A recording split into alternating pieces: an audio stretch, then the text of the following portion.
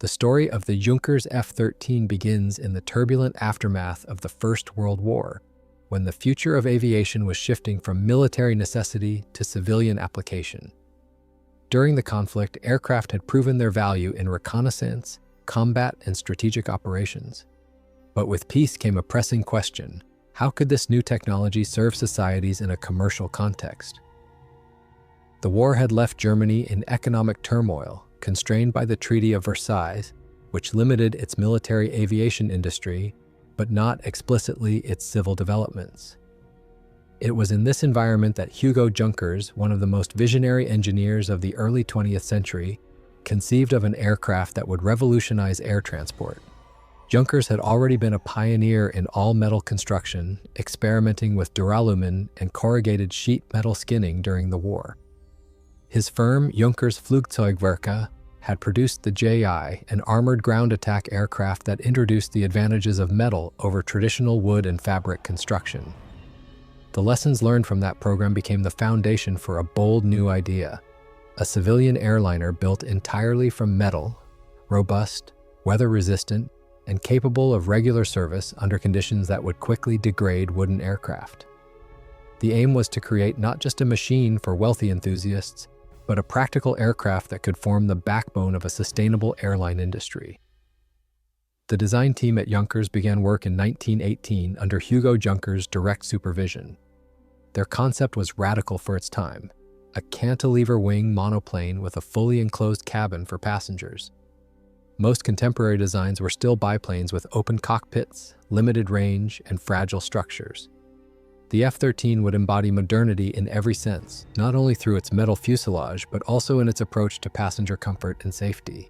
Seating for 4 was arranged inside a closed cabin with windows, shielding travelers from wind and weather, an unheard-of luxury in an era when most flying meant exposure to the elements. Development was not without challenges. The transition to metal construction required new techniques in manufacturing, riveting, and structural design. The use of corrugated duralumin skin, which became a hallmark of Junkers' aircraft, provided the necessary strength without excessive weight, but demanded precision in fabrication. Engineers also had to overcome skepticism from both regulators and potential customers, who were accustomed to wooden aircraft and unsure of the reliability of an all-metal design.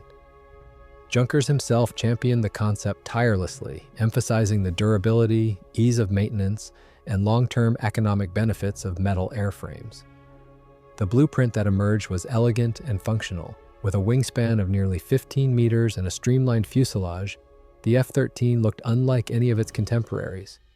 Powered initially by a 185-horsepower BMW the third A engine, it promised a cruising speed of around 170 kilometers per hour and a range that made scheduled passenger services feasible.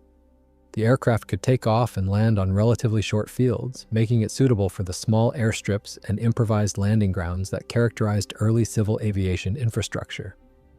The unveiling of the Junkers F-13 in 1919 marked a turning point.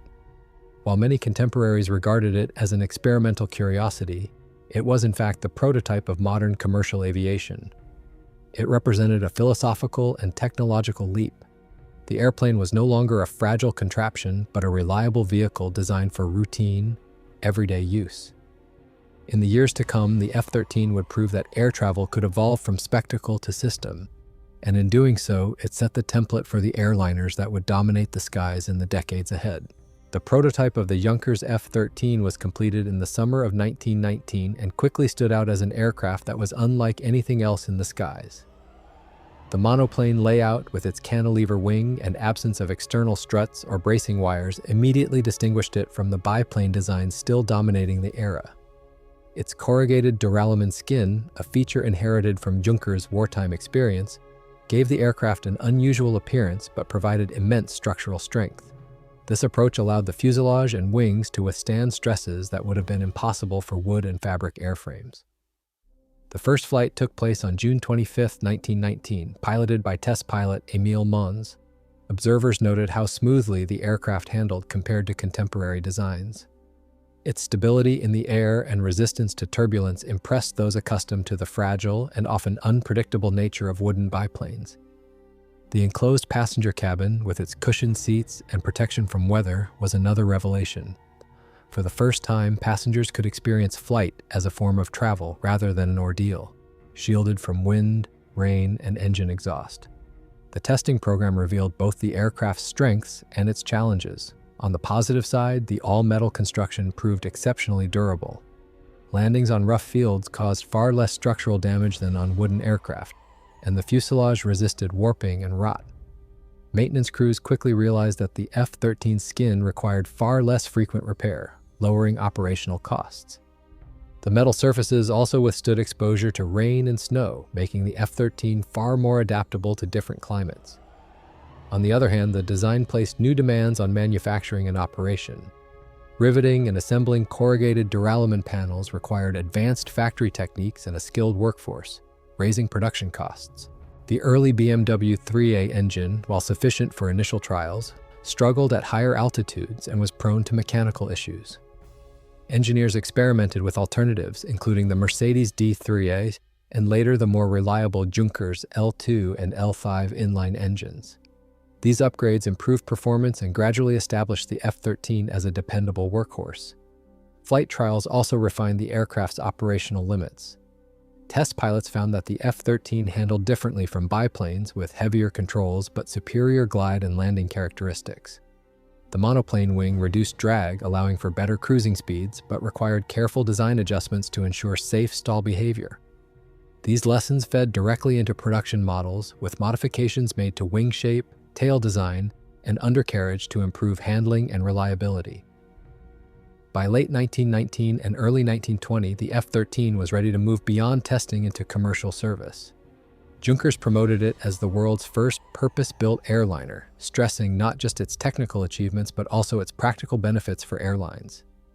The aircraft was marketed as durable, safe, and economical for scheduled flights, capable of operating in conditions where traditional airframes quickly deteriorated. Its design philosophy, passenger comfort, structural strength, and long service life set it apart from competitors still adapting military surplus biplanes for civilian use. The prototype and subsequent test aircraft proved that the F-13 was not just a daring experiment, but a viable foundation for a new era in air travel. Within months of its debut, the Junkers F-13 was ready to demonstrate its capabilities in commercial aviation, marking the beginning of an entirely new chapter in the history of flight. The entry of the Junkers F-13 into commercial service marked a decisive step in the evolution of civil aviation. Unlike many other post-war aircraft, which were essentially converted military machines pressed into civilian use, the F-13 had been designed from the outset as a passenger airliner. This gave it advantages in both safety and practicality that soon became apparent as airlines across Europe began experimenting with regular scheduled flights. The first commercial operators to employ the F-13 were newly established German airlines in the early 1920s, among them Junkers' own venture, Junkers Luftverkehr. This company was formed specifically to demonstrate the potential of the aircraft and to encourage the creation of a structured airline network. The enclosed four-seat cabin provided passengers with an unprecedented level of comfort, while the pilot sat in an open cockpit, giving him full visibility for handling the aircraft. Flights that would once have been considered hazardous or suitable only for enthusiasts could now be offered to businessmen, government officials, and even families willing to pay for the novelty and speed of air travel. Passenger reactions to the F-13 were notable. Reports describe how travelers marveled at being protected from cold winds and rain, seated in upholstered chairs inside a space that resembled the interior of a railway carriage more than the exposed cockpits of earlier airplanes. This design feature was not merely a convenience, but an essential step in transforming public perception of flying. The F-13 proved that air travel could be a practical, civilized form of transportation rather than an ordeal reserved for daredevils. Operationally, the F-13 demonstrated its resilience across diverse environments. It could take off and land from rough fields, snow-covered strips, or even lakes when equipped with floats. Several variants were fitted with skis for winter use in Scandinavia and Russia, making it a truly all-weather aircraft at a time when most airframes were highly sensitive to climatic conditions. This versatility encouraged operators outside Germany, including Swiss, Finnish, and Soviet companies, to adopt the type. The F-13 also became a workhorse for mail and cargo transport, supplementing its passenger role. Airlines used its strong fuselage and reliable engines to carry post, newspapers, and light freight, often combining these services with passenger flights to maximize revenue. This dual-use capability was crucial in sustaining fledgling airlines, many of which struggled to generate consistent passenger demand in the early 1920s. The success of the F-13 coincided with the gradual relaxation of post-war restrictions on German aviation. The Treaty of Versailles had imposed severe limitations on Germany's ability to build military aircraft, but civilian designs like the F-13 were not prohibited. Junkers capitalized on this opening, using the F-13 not only as a product but as a tool to re-establish German engineering prestige. As more examples entered service, the aircraft became a common sight at European airfields, establishing Junkers as a leader in civil aviation. Reactions from pilots were mixed but generally favorable. The F-13 was heavier and less maneuverable than the light wooden biplanes many were accustomed to, but they appreciated its ruggedness and reliability. Maintenance crews valued the durability of its metal construction, which resisted damage from weather and daily use far better than wood and fabric machines. Over time, the operational community came to see the F-13 as a pioneering but practical aircraft, setting standards for what an airliner should be. By the mid-1920s, the Junkers F-13 had firmly established itself in commercial aviation. Airlines across Europe, Asia, and South America adopted it, using it to lay the foundations of regular air networks. Its entry into service not only demonstrated the viability of passenger transport, but also validated Junkers' bold vision of an all-metal, purpose-built civil aircraft. What had begun as an engineering experiment had now become the cornerstone of a global shift toward modern air travel. The Junkers F-13, while designed primarily as a civilian transport, inevitably found itself adapted for quasi-military and paramilitary roles during the volatile years of the early 1920s. The political and economic instability that followed the First World War created numerous situations in which its ruggedness and versatility were pressed into duties far removed from scheduled airline flights. Though never a combat aircraft in the traditional sense, the F-13's performance and resilience made it attractive to organizations and governments looking for reliable airframes to serve in demanding conditions. One of the earliest adaptations of the F-13 came in the form of air policing and paramilitary operations. In several countries, including the Soviet Union and regional authorities in Central Asia, the aircraft was used for patrols, liaison flights, and even armed reconnaissance. Modifications were sometimes improvised. Side doors could be opened for observers with rifles, or light bombs could be carried in makeshift racks. These uses were far from standardized, but they revealed the airframe's adaptability to roles far beyond passenger service. The Soviet Union, in particular, became an important operator of the F-13. Through a combination of licensed production and direct purchases, the type entered service with Aeroflot's predecessors and with military units that blurred the line between civil and military aviation. Here, the F-13 was employed not only as a passenger and mail carrier, but also as a platform for training, survey flights, and border patrol. Its ability to operate with floats or skis proved invaluable in Russia's vast and often inaccessible territories.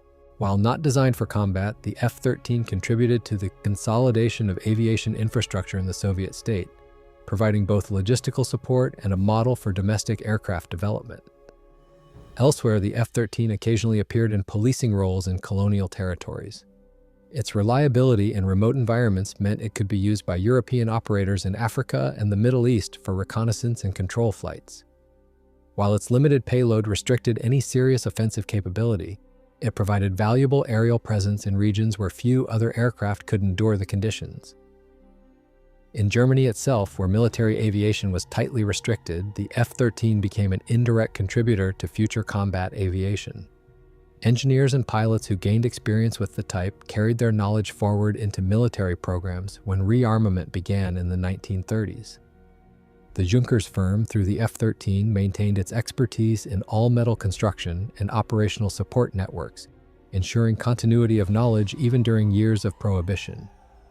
In this way, the aircraft served as a bridge between wartime technology and peacetime experimentation, keeping skills alive in an otherwise constrained environment.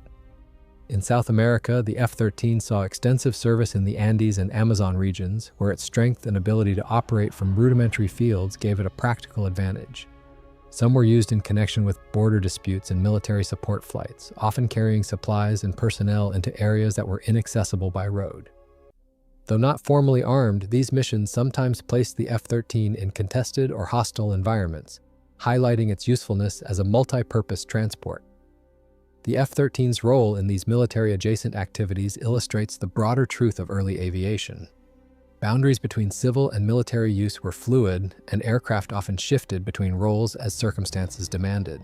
While the Junkers F-13 was never designed for direct combat, it proved adaptable enough to serve in reconnaissance, policing, and support capacities during an era of political unrest. These experiences further reinforced its reputation for toughness and reliability, qualities that would later shape the design philosophy of future Junkers aircraft, both civilian and military. Thus, even though the F-13 is remembered primarily as the world's first true airliner, its history also includes chapters of frontier policing, border patrol, and paramilitary utility. These episodes, though secondary to its main mission, helped broaden its operational legacy and demonstrated how a civilian innovation could influence the military sphere in indirect but lasting ways. The Junkers F-13's significance extended well beyond its initial configuration, as the aircraft underwent numerous modifications and spawned a wide range of variants during its years of production. This adaptability was one of the key reasons for its longevity and global adoption, allowing operators to tailor the design to their specific needs and environments.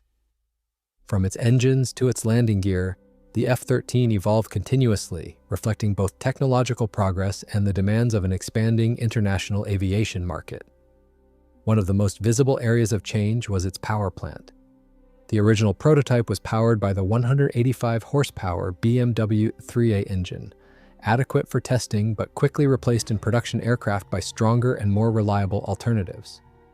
Early variants experimented with Mercedes and BMW inline engines, while later production models increasingly adopted Junkers' own inline power plants, including the L2 and especially the L5, which offered improved reliability and performance.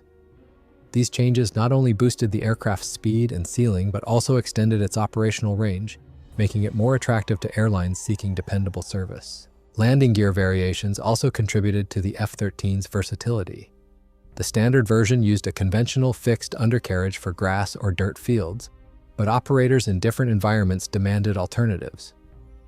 Floatplane variants were developed for operations over lakes and rivers, proving especially valuable in Scandinavia, Russia, and parts of South America, where waterways often served as the only practical landing areas. Ski-equipped F-13s operated successfully in snowy regions from northern Europe to Siberia, demonstrating the type's ability to function year-round in difficult climates. These modifications ensured that the aircraft was not limited to developed regions but could reach remote and challenging territories. Cabin and fuselage layouts were also adjusted. While the basic configuration seated 4 passengers in an enclosed cabin with the pilot in an open cockpit, later variants experimented with seating arrangements, improved ventilation, and windows to enhance passenger comfort. Cargo versions removed seating to allow for freight transport, a role that further increased the F-13's utility for early airlines and commercial operators. Some examples were adapted with dual controls, creating training aircraft that prepared pilots for the handling characteristics of all-metal monoplanes. Licensed production became another critical dimension of the F-13's evolution. To meet international demand, Junkers arranged for manufacturing outside Germany, particularly in countries less restricted by post-war treaties. Notably, the United States produced the type under license, with American companies building examples for both domestic and export markets. In the Soviet Union, large-scale licensed production provided Aeroflot and related operators with fleets of F-13s, cementing the type's role in the expansion of Soviet aviation. This international dimension ensured that the F-13 was not merely a German innovation, but a global product, influencing aviation development across continents. Specialized versions also appeared for survey and utility work. Aircraft fitted with cameras or scientific instruments were used for aerial mapping, while others served in meteorological roles, collecting atmospheric data. These adaptations highlighted the flexibility of the airframe and its value beyond passenger transport. Some F-13s were even converted for roles bordering on military use, with modifications allowing light armament or observation equipment, though such examples remained relatively rare. By the end of its production run in the late 1930s, more than 320 Junkers F-13s had been built in multiple versions. Each batch introduced incremental improvements in engine performance, structural refinements, and equipment, ensuring the type remained competitive as new designs emerged. The sheer diversity of configurations speaks to its adaptability, a hallmark of successful aircraft design. In retrospect, the Junkers F-13's many variants represent an essential stage in the maturation of civil aviation. They demonstrated how a basic airframe could be modified to suit a wide array of roles, climates, and markets, setting a precedent for the modular development of later airliners.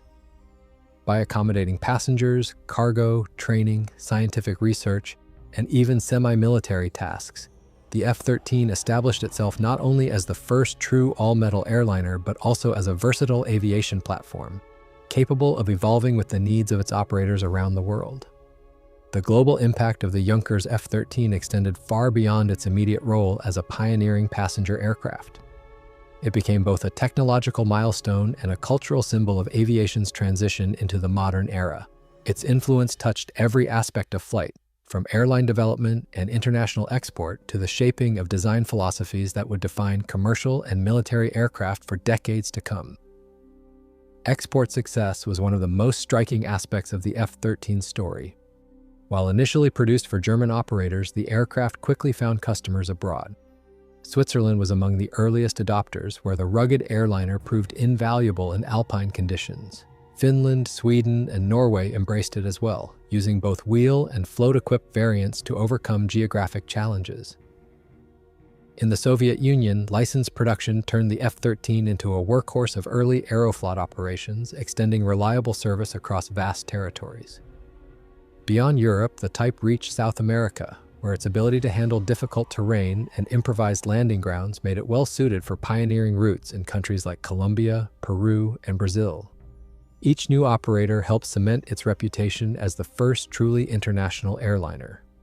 In the United States, the F-13's arrival also made an impression. Although only a limited number were built under license there, the aircraft helped demonstrate the viability of passenger transport in North America, at a time when barnstorming and mail flight still dominated the skies.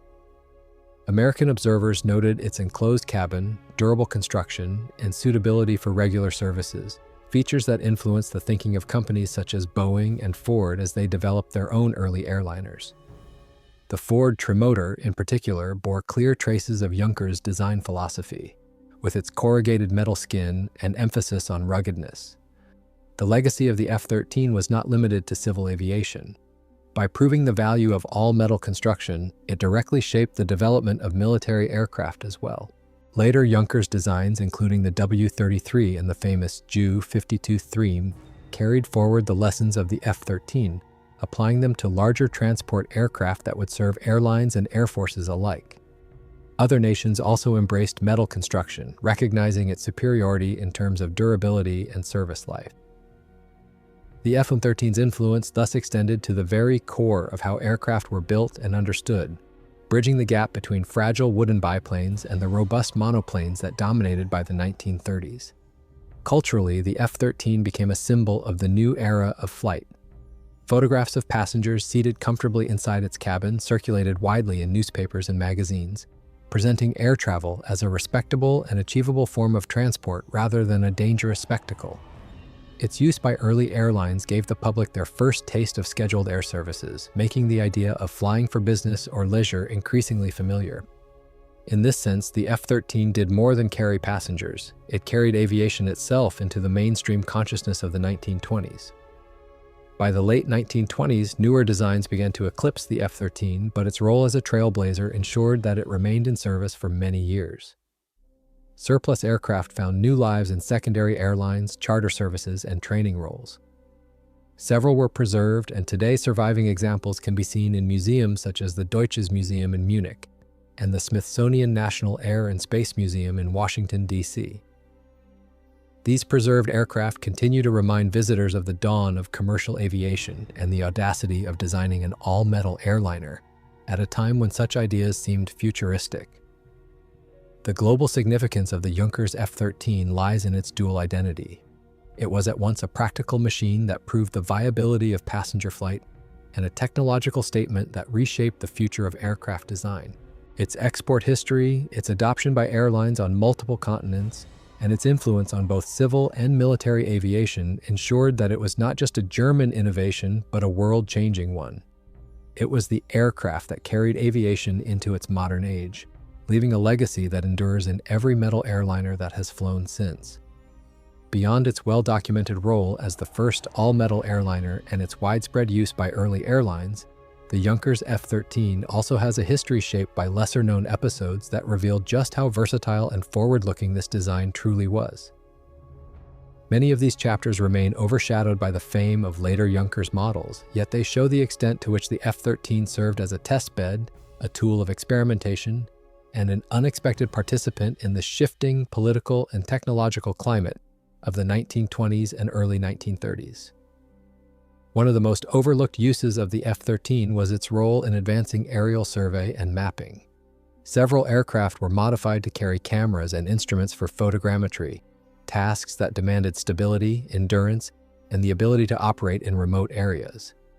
Governments and private firms used the type for charting river systems, mountain ranges, and new air routes, particularly in regions like South America and the Soviet Union, where conventional surveying was extremely difficult.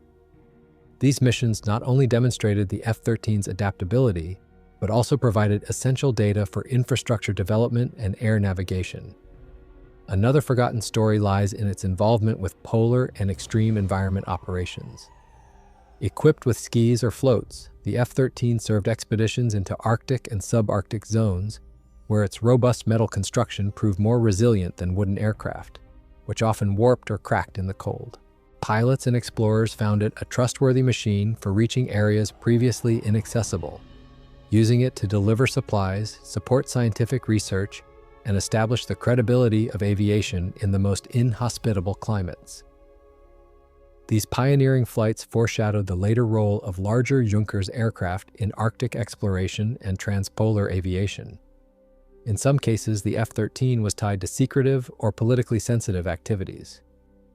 During the 1920s, when Germany faced strict restrictions on military aircraft development, the F-13 allowed Junkers and affiliated organizations to preserve critical expertise under the guise of civilian operations.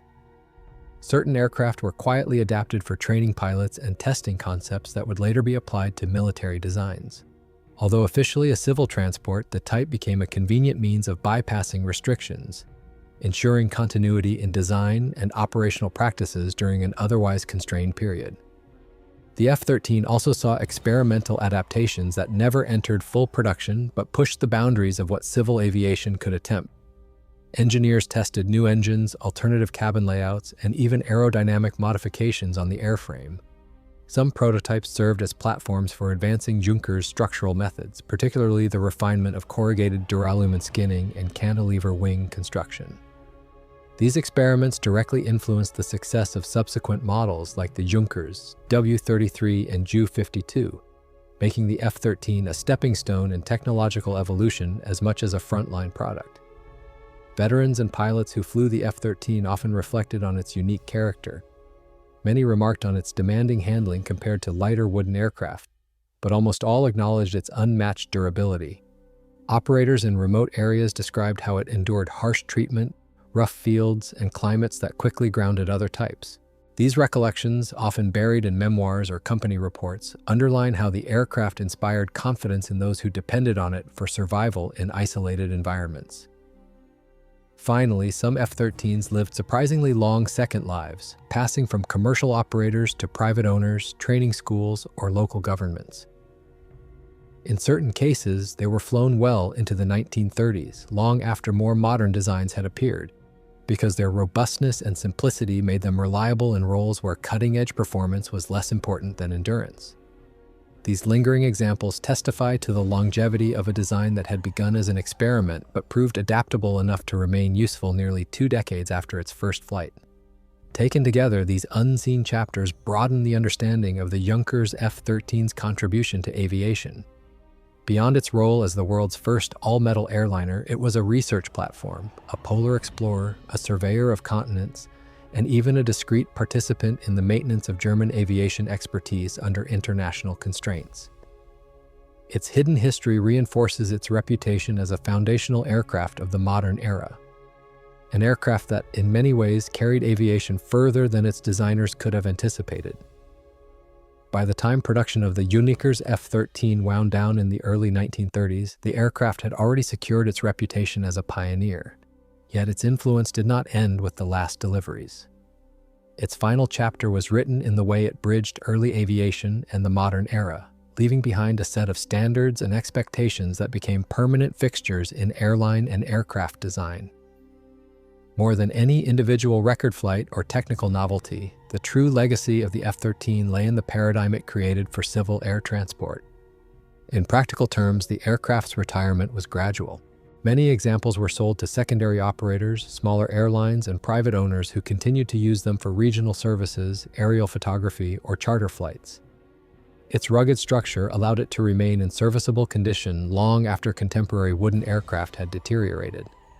In remote regions of South America, the Soviet Union, and Scandinavia, F-13s continued flying into the mid-1930s, serving areas where replacement parts were scarce and maintenance depended on improvisation.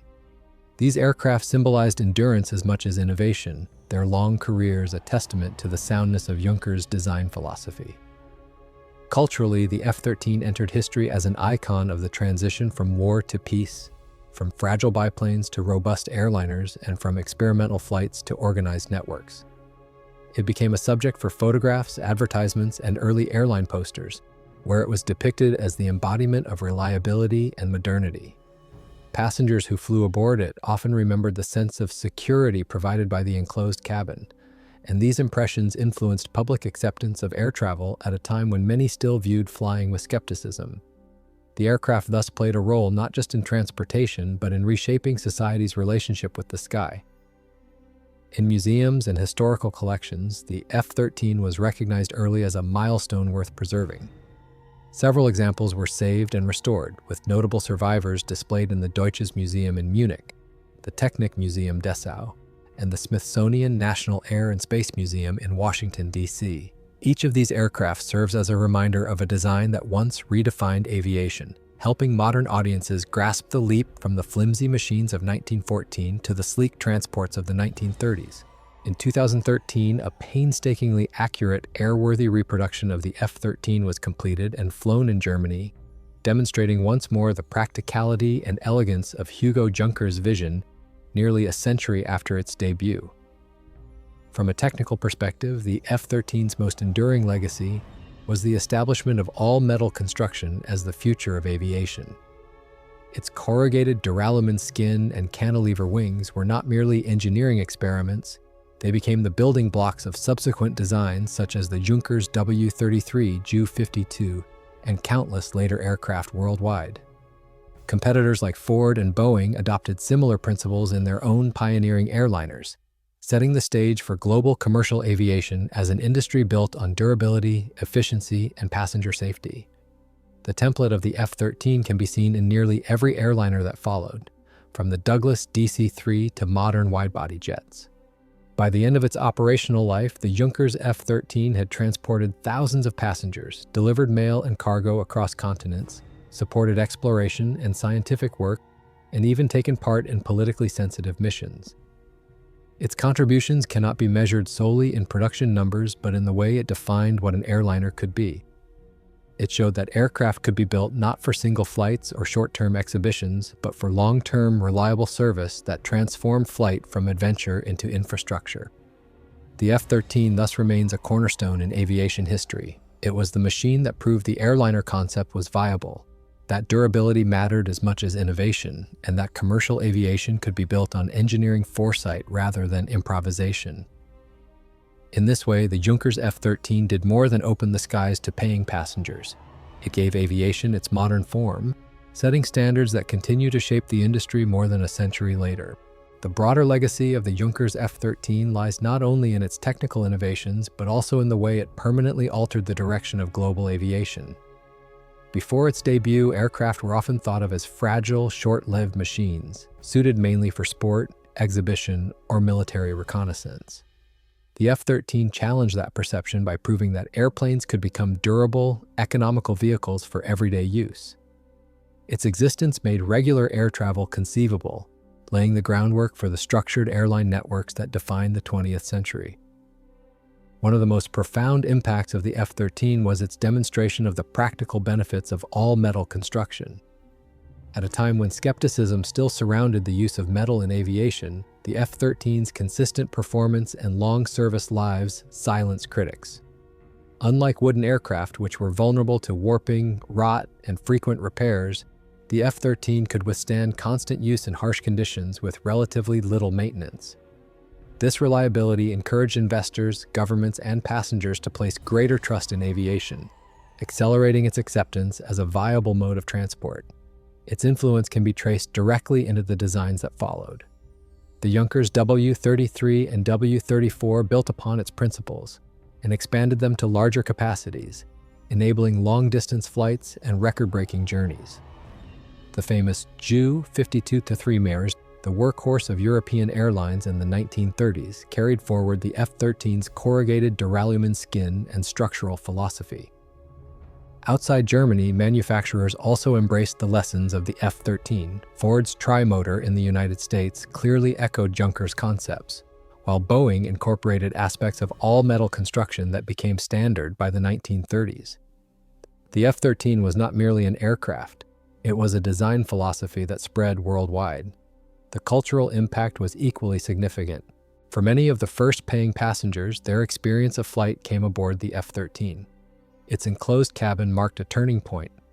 No longer was flying an ordeal endured with goggles, scarves, and exposure to the elements, but an experience more akin to traveling by train or automobile.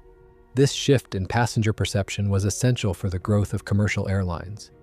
By offering comfort and a sense of safety, the F-13 helped transform aviation from spectacle to service, bridging the gap between adventure and utility. Even in countries where few F-13s were operated, its reputation carried influence. Aviation journals and exhibitions highlighted its advanced features, and pilots spoke of its durability with respect.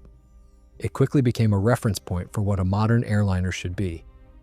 In this way, it shaped not only the companies that flew it, but also those that competed against it, indirectly raising the global standard of aircraft design.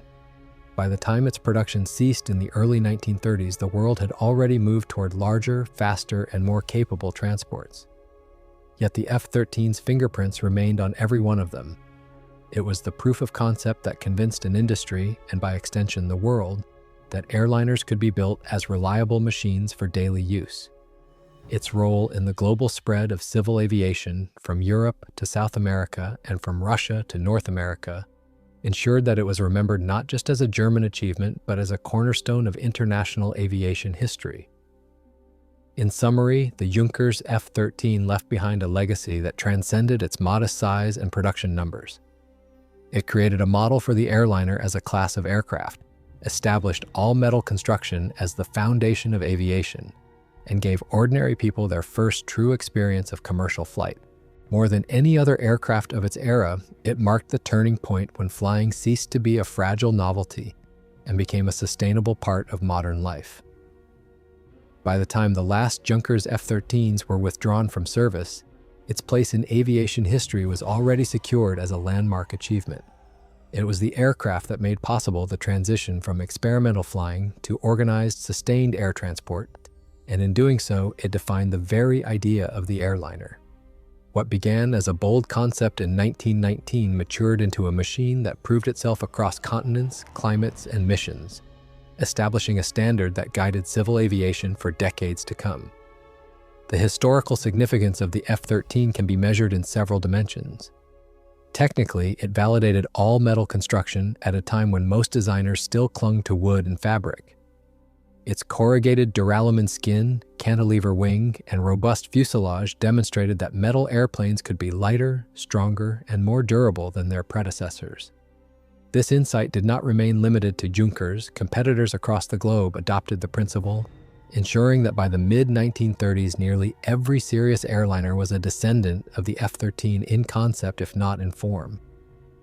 Operationally, the aircraft proved that scheduled passenger services were practical. Airlines using the F-13 established the first reliable timetables, connected distant cities, and began to build customer trust in aviation as a means of transport.